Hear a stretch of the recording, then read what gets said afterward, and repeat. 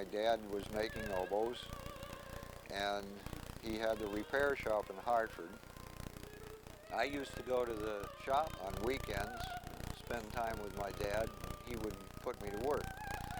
And at the time I was maybe 6. So he'd put me to work cleaning the posts on the oboe and cleaning out sockets and things like that. And of course I'd also had the chores to do. My chores at home were, instead of the usual chores, I would come home and there was a pile of keys waiting for me to polish. I started playing oboe when I was 13. I played in the school orchestra. I never did play in the band. I never had much interest in band music.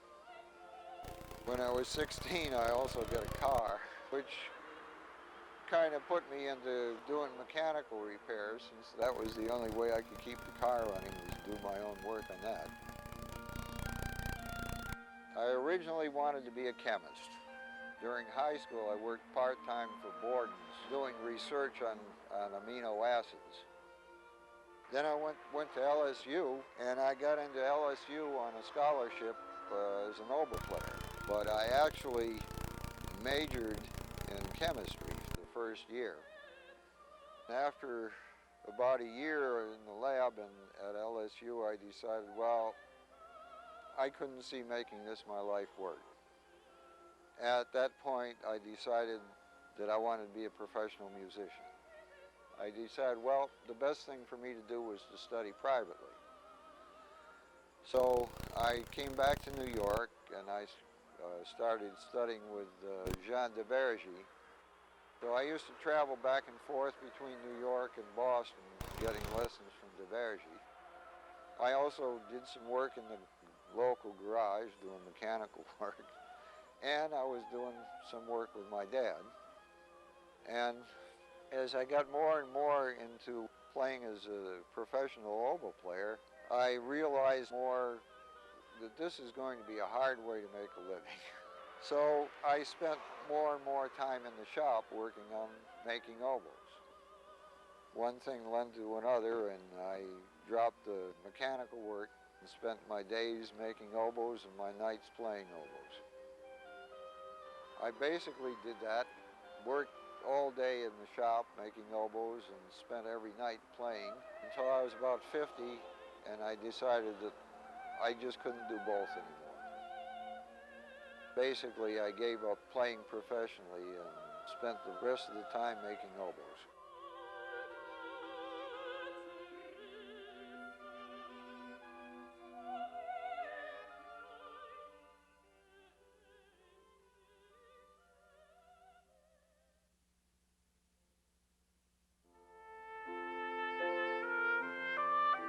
You have to love the sound of the instrument because you're an integral part in making that sound happen. First, you have to have a great oboe. Paul Laubin is like the Stradivarius of oboe makers. The thing about the Laubin shop is that when you walk in, you're walking into a world of oboe making that started 100 years ago. I mean, there's a direct line. It's really old world craftsmanship. He believes in handing down from generation to generation the skills and secrets.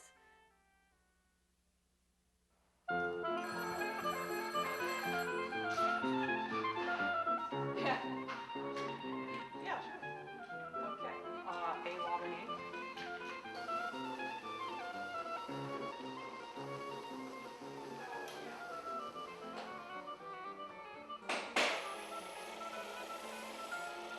Oh yeah, the stoop is it is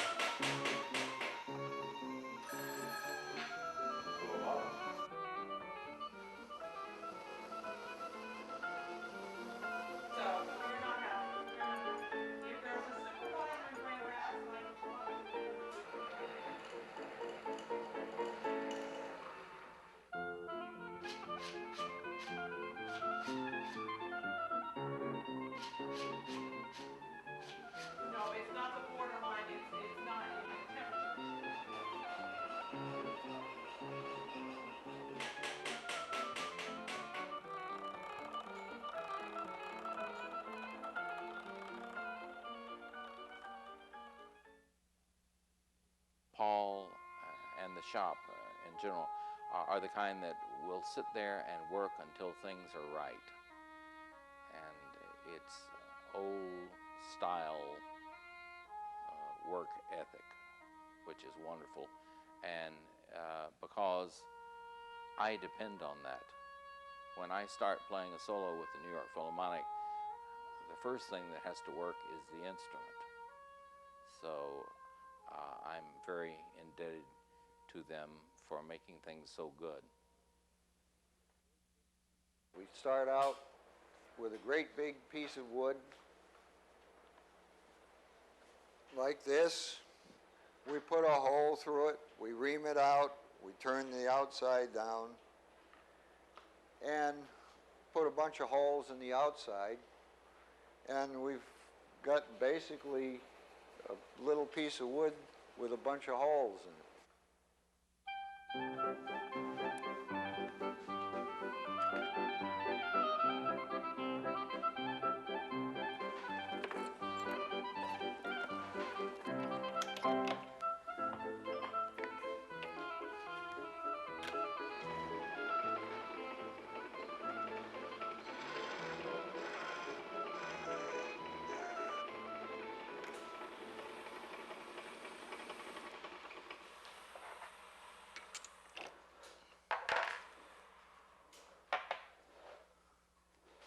The next step is to drill a hole completely through a piece of wood.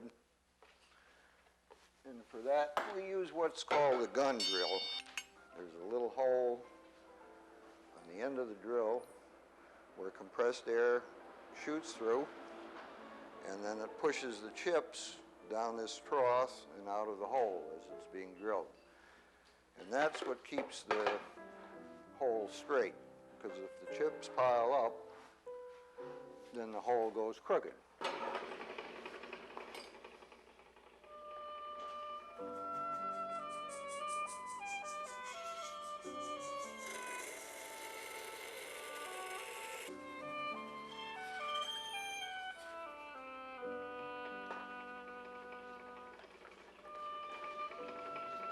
Now I have to enlarge the hole.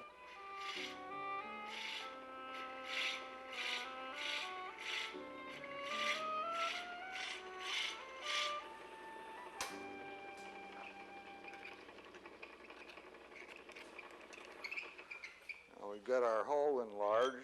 Next step is to make the taper in the bottom of the bell block.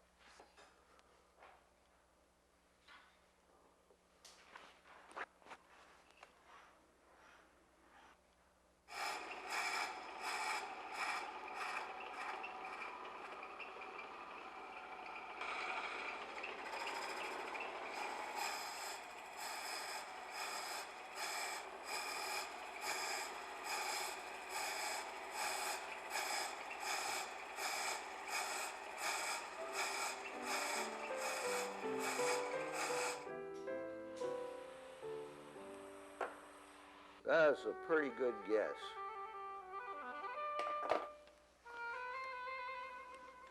Now I've got a rough taper in there using a reamer.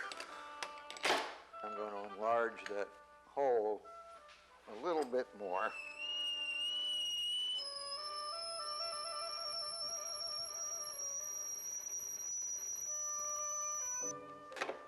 Now I have to get one more tool. Now I'm going to enlarge that hole to what pretty much is the almost the finished size.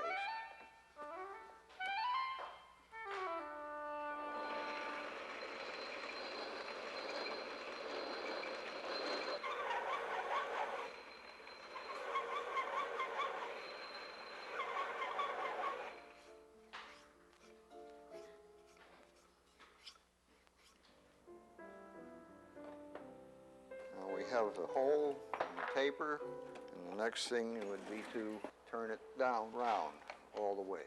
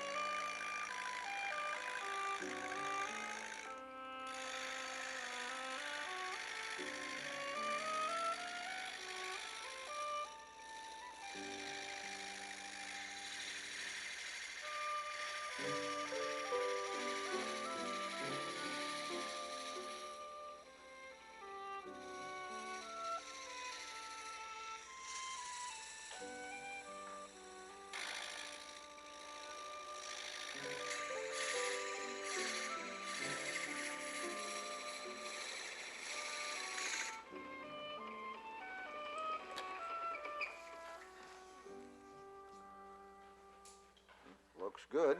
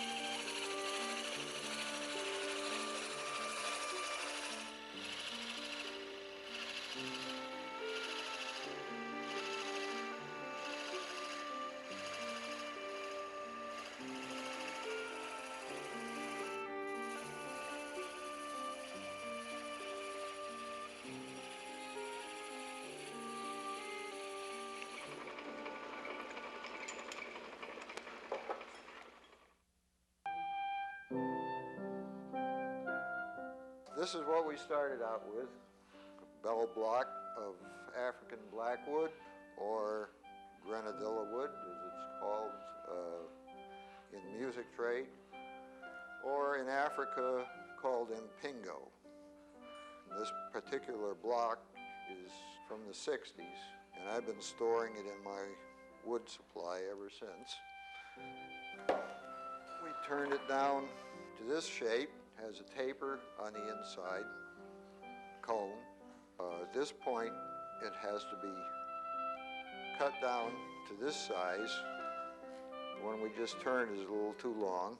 And it has to be faced off on the end to make sure this is perfectly smooth and flat. And then we have to drill a hole in this end to accept the socket.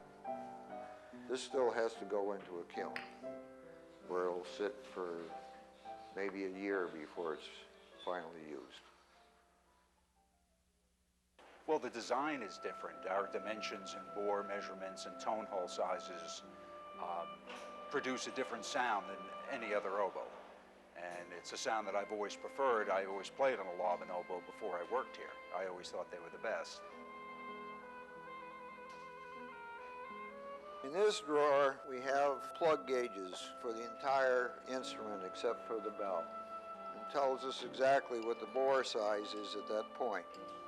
These are made for about every ½ an inch of the oboe. We'll use the various reamers in the bore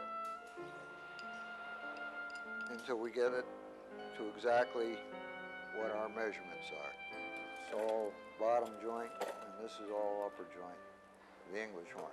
There's a bunch of little lines on there, and that's how our bore has varied over the years as we've found ways to improve the instrument. Now, in this drawer, we've got various reamers, all cut in different areas. Then we have reamers like this. This is a handmade reamer that we use for the entire cone of the bell. Also in this drawer we have assorted plug gauges, and these are to measure the bell at various points.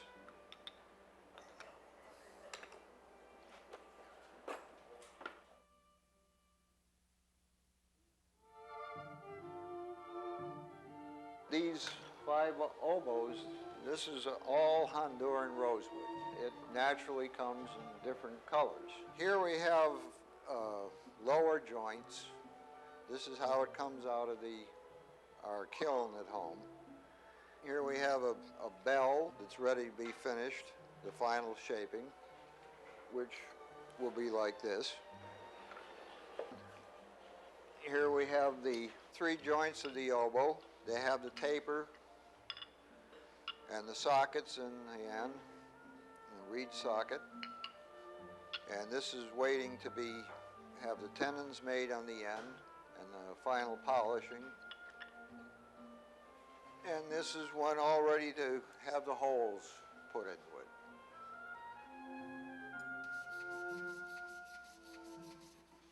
We get the finish by using progressively finer sandpapers and then using rubbing compounds, basically, which is AAA, and then carnauba wax. So So it's an all-natural finish, and the color and the texture is inherent in the wood. It's not dyed. It starts off much lighter, and as we work it and just handling it, the oils come out of the wood, and the air and your just friction smooths it out. And it has a very nice feel when you're actually working on it. That's one of the joys of actually working with wood.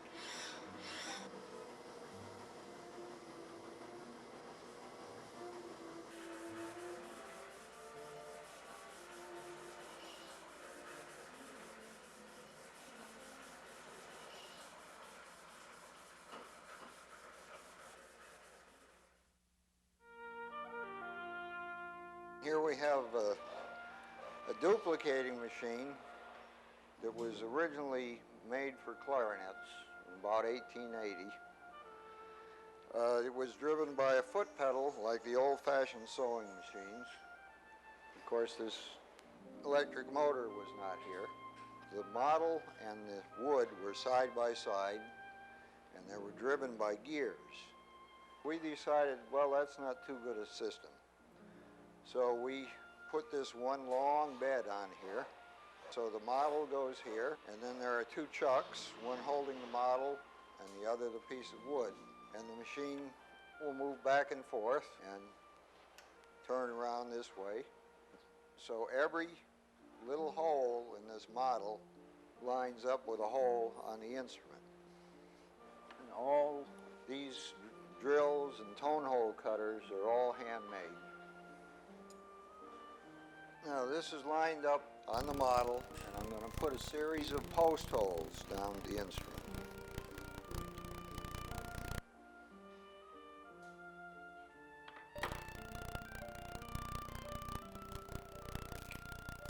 The early instruments, all the holes were covered by fingers.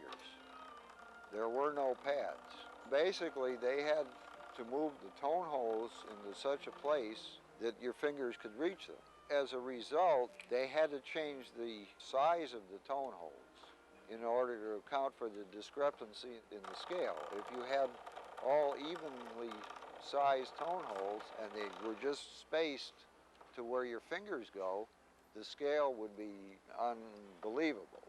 It would be so out of tune. Then as the keys were added, this allowed the instruments to get better in tune, because now you could have tone holes where you didn't have fingers that would cover the holes, since you now had extensions and key cups. The present day key system was adopted in 1906. This allowed not only a relatively good scale, but also you had all the trill fingerings, which means that you could trill on one note, any note, using just one finger. Whereas the old key system, it was practically impossible to do a lot of trills, because you would have to move a whole bunch of fingers all at once in order to get a trill. Besides the placement of the hole, you also have the diameter of the hole, and also there's what we call undercutting. The inside of the hole doesn't go straight down and end at the bore. The tone hole at the bottom is flared out. It's what we call undercutting. You can actually change the pitch of the note by not only moving the location and also by the diameter of the hole, but also the size and depth of the undercutting. The whole business will not only change the intonation of a particular note, but you can also change the tone quality that way.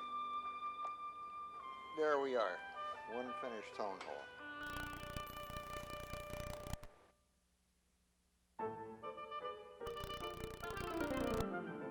Well, I'm the key maker, which means that I get a piece of wood from Hull that looks like this. No keys or posts of any kind. Keys themselves, this is an unfinished set of castings, are very rough. Most of the pieces we have are sand castings, which are made in a foundry, and others we get from France. These are cut out of a sheet using very hot cutting tool, but Unfortunately, you can't get all the keys made this way. Some of them have bends, twists, and turns, and rounded surfaces. And my job is to make sure that they both end up looking the same. And so that means smoothing down these and adding some more decorative things to that. And this set will eventually turn into a set of finished keys. Here, for example, is the second octave key. This goes on the top joint. And this is made out of 6 different parts. You have a solid piece of tubing. This piece here, which as you can see is much rougher than the finished. You have another piece going across, which is of this one. And you have another angle here, which is, well, let's see, this one. And then the final two pieces are a keycap, which is used for putting the pad in, and a little spring hook, which is made out of wire. There are approximately, I'd say about 250 metal parts on an oboe, and I deal with about 240 of those. This is a collection of posts, so we have different sizes depending on how the mechanism has to move on the instrument. Just as an example, you have some taller posts here because they have to clear more area. Usually smaller ones for what we call cross hinges because they run across the instrument this way. We even have posts that aren't even post-shaped by the time we're done. The U-shaped posts or brace posts, they start off just like any other post. They get flattened and then a U-shape is drilled and cut into them. We have a post that is a double post, has to accommodate both a rod this way and a rod this way. Now we have a wide assortment of potentially dangerous tools here, most of which are drills and reamers. Collection of files, some for rougher work, others for finer work, some for flat work, some for curved work, a scraper, and I finish with some sandpaper. This key, which I have started to file. This little ridge we call a beading. I'm trying to make that as straight as possible.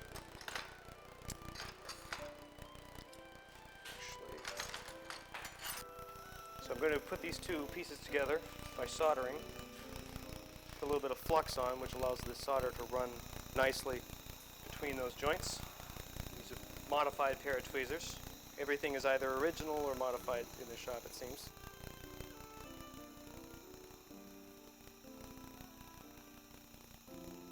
I quench it in first a pickling solution, which helps take off some of the flux, and then the water and baking soda solution. If I repeat this process a number of times and then use the scratch brush, it will help clean this key up to be like those keys that I showed earlier. Well, I was an oboe player, and I started playing when I was in 7th grade. I was 12 years old, and I'm now 30, so that makes it about 18 years. And I came down to the United States. I'm originally from Canada, and I came down for college and grad school. And when I finished grad school, I had to decide where I wanted to go with this, and I was working with an oboe technician in Philadelphia by the name of John Simer, who is fairly well respected in this field. And he said the place to check out would be A. Laubin. So I wrote a letter and said I'd like to come up and see if you could employ me. And they wrote back saying, well, we don't need any kind of repairman. We have people to do that, but we do need a key maker. And so now I'm the key maker. I was very happy to get a job with this kind of security, where people give you a lot of respect.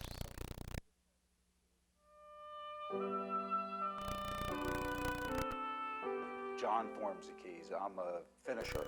I take the finished keys and the finished wood and I assemble them basically and get the instrument to work. This is one set of oboe keys. This is an entire set, and except for the key I just fit, this is everything you need in terms of the number of keys to actually have a finished oboe. Well, this is the body of the instrument, and there is a top joint, a middle joint, and the bell. And these three pieces fit together and are held together by these corks to form the main body of the instrument. Then all of these keys are attached using the posts in the wood. Most of the tools are very common hand tools. These are adjustment screws.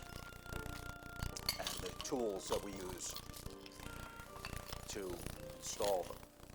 In order to put in an adjustment screw, the first thing we do is open up a hole in the adjustment screw lug, which is this area here. We use a compound cutter, which will cut an inside hole and a shoulder, so the adjustment screw will actually turn into the key lug. And then we take a tap, because there is no threads in the lug yet.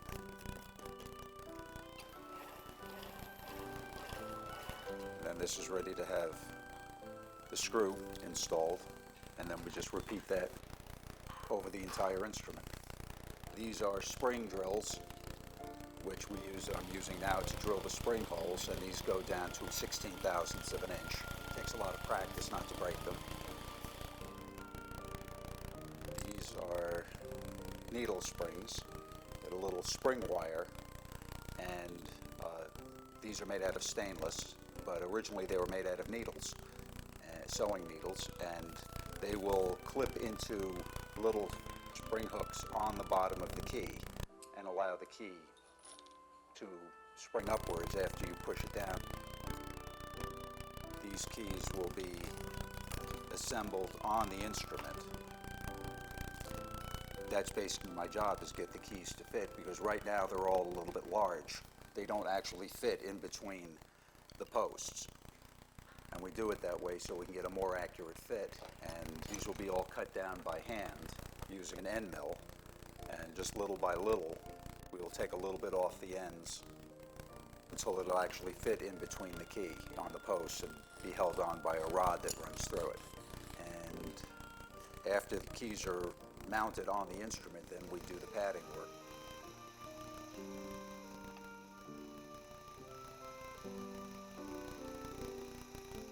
When I was a kid, I studied music, played piano, and started taking oboe, and eventually went on to go to New England Conservatory and Boston University. And I was taking a class at BU, and one of my classmates told me that he had actually visited the Laubin shop that week and that they were in need of a repair person. And I had always wanted to do this as growing up, and always liked working with my hands and mechanical items, so I basically got up in the middle of the class and left and made a phone call and said, could I come down and interview?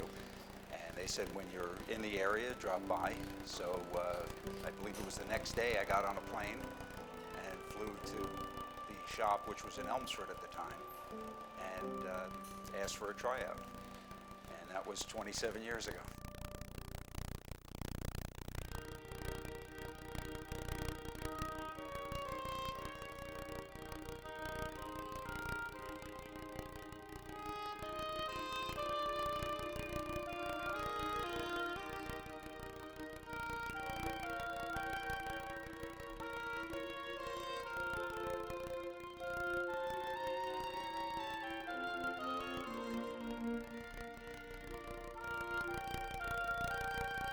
The reason we blow smoke through the instrument is to locate any leaks in the padding work, and we use cigarette paper to pick up any stain that escaping smoke will leave on the pad seat.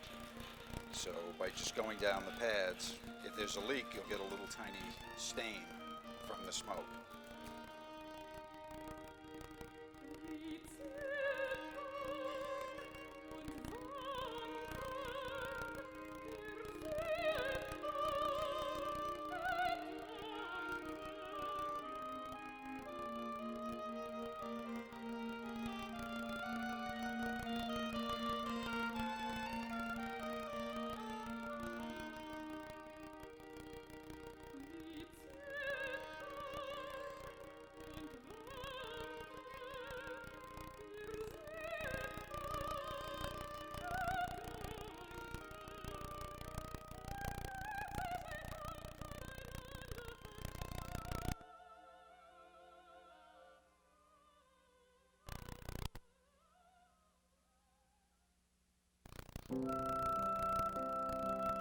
I manage the business. I do all of the correspondence with the customers.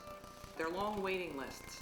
Customers wait 4.5 years or so for grenadilla oboes, and a couple of years longer than that for rosewood oboes, and still longer for English horns.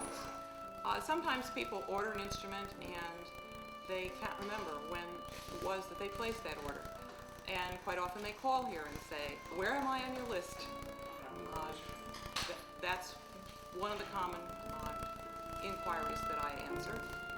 And then I notify people who haven't checked in with me and let them know that their order is coming due in the next 6 months or so.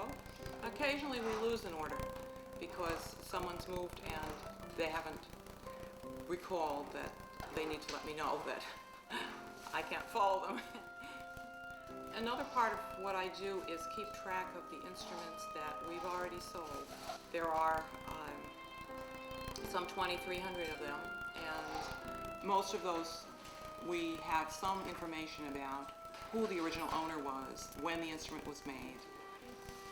They all come back here occasionally for maintenance, and during that time we keep records of what is done for that instrument.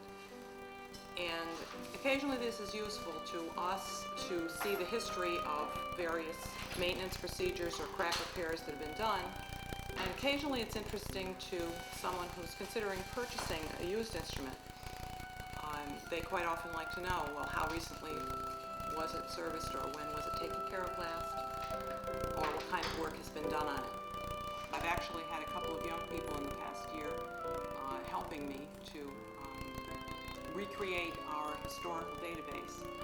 Today was the day that I came in and brought the disc with me and brought their work to our office here in Peekskill. I also help the company stay in business in the sense that I keep the bills paid and the taxes paid and deal with the issues that any business has, so that Paul can keep his attention on making oboes. Paul and I met in the summer of 1964 when we were both attending the very beginnings of the Aspen, Colorado Music Festival. I was a young flute student and he was playing in the festival orchestra there. True facts. This is the guy that he tweedles along and the cobra comes out of the basket. And he has to keep tweedling faster or else the cobra gets really mad and bites him. But it's a double reed. Well, it's similar to an oboe reed. It's actually more like a bassoon reed. I understand that this is made out of banana leaves. And this is, of course, is quite short compared to the modern oboe. And also the bore is quite large, and the flare at the end, the bell, is very big. So it's a very loud, raucous sound. This is another early instrument. This is a Juzette, which happened to belong to my grandfather. It's kind of an offshoot of the oboe family. It was used apparently by shepherds, whether they called their sheep in with one of these or not, or they just tootled away up in the meadow to kind of entertain themselves. But it used a double reed, very similar to the oboe reed, a little wider, and again a very simple key system. And this was abandoned pretty much until very recently. All of a sudden, for whatever reason, there's been a renewed interest in musettes. So a lot of the oboe companies have come out with a line of musettes. This is an oboe that dates from about 1825. This is the oboe that some of the Beethoven symphonies were written for. At this time, it wasn't much more than a Baroque oboe with some keys added. The bore was still pretty much a Baroque bore, which is a large bore compared to what we use, which means you had to use a very lively, vibrant reed in order to get the low notes out. This oboe went down to a low B, where our modern instrument goes to a B flat. The upper range is probably pretty close to what we play on the modern instrument. Go up to a high F, G. So as far as the range is concerned, it's only been lowered by a half step. The upper range in the upper notes is about the same. But of course we've changed the bore considerably. This was a big bore, as I said, which meant you had to use a vibrant reed in order to get the low notes out. But it also didn't carry very well. It's a small sounding instrument. Didn't have didn't penetrate or project very well compared to a modern instrument. Thus, Handel had to use 24 oboes in order for the water music and the royal fireworks music in order for them to be heard. This little number here was made by Lore, kind of an experimental key system. As you can see, it has rings here like a clarinet.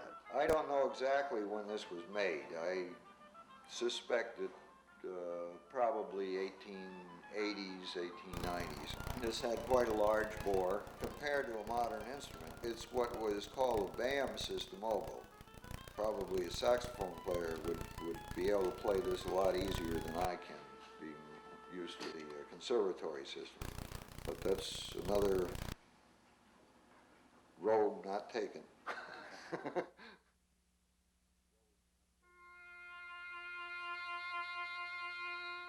The very different shape of the English horn bell probably came about because somebody didn't have a piece of wood large enough to make a flare like a regular bell. So they just made it curve in, and it doesn't have much acoustical effect. The different parts of the English horn. The double reed, handmade by the player, is here. The second part is the bocal, or crook, metal part that goes between the reed and the wooden instrument proper, here.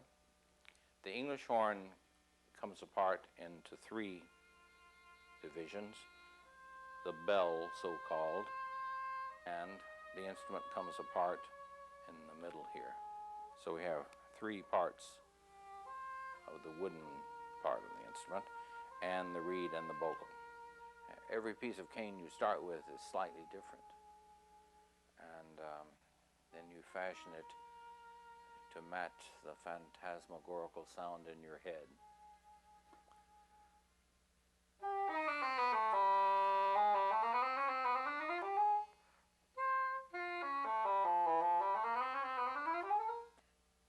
You start with a piece of arundo donax, technically, bamboo, and you start with a section like this, and you split it into 4 or 5 pieces. Sometimes I use fewer from each stalk than that. And then you gouge it with a machine like this to get it thin, shape it into the shape of a reed, tie it up, and scrape it down until it produces the sound that you want to play with.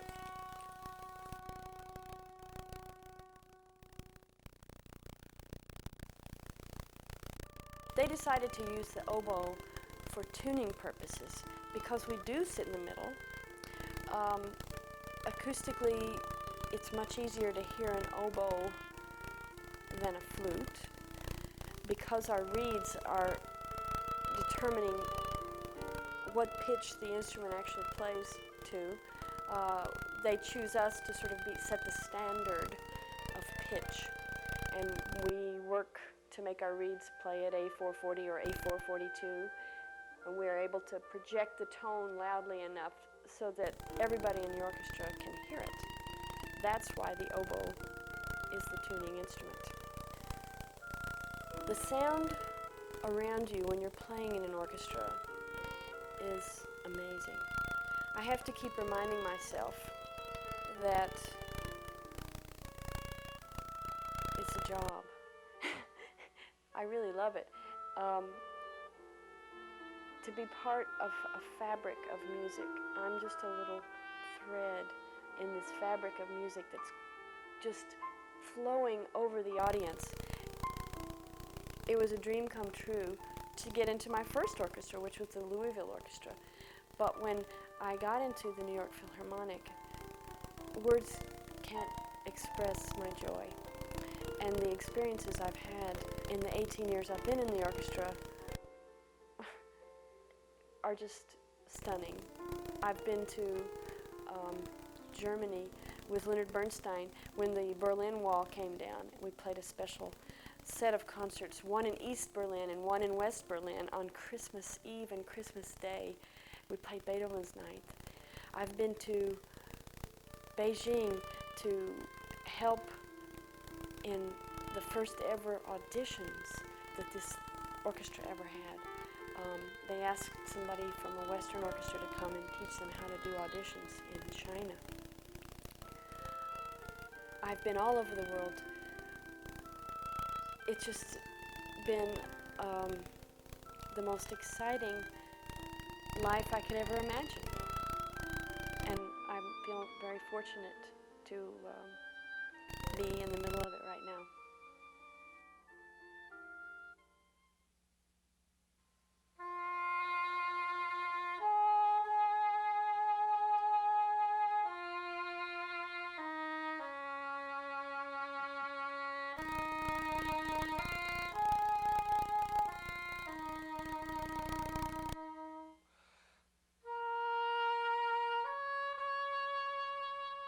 That's the famous English horn solo from Dvorak's New World Symphony. I think most people know that tune, and that will place the English horn in the orchestra.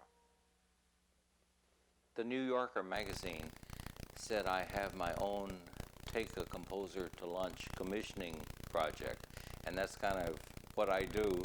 Every time I meet a composer, I ask them to write an English horn piece, and sometimes it works, sometimes they do. So I see that as one of my missions, is to try to increase the repertory for English horn, the solo repertory for English horn.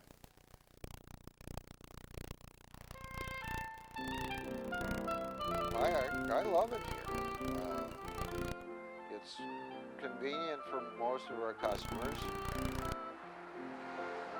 The orchestras that go into the city, it's easy for them for our customers that are in those orchestras to hop on a train, and an hour's train ride, they're up here. And it's a really pretty train ride, all along the Hudson. And I like it here myself. It's nice to be able to walk around, walk down to the river. I enjoy walking around in the neighborhoods here, and a lot of interesting old Victorian houses. We moved here in 1988, and at the time, this building was an absolute wreck. There was no roof, no flooring, a lot of the brickwork was missing. But it was originally part of a mill complex that was built in 1843, I believe. When we moved here, there was another building with a stream running between the two, and there was a 40-foot waterfall where the mill wheel was located.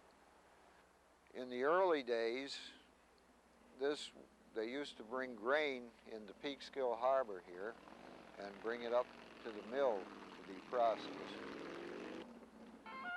And then later it became a place that made charcoal tablets for dyspepsia.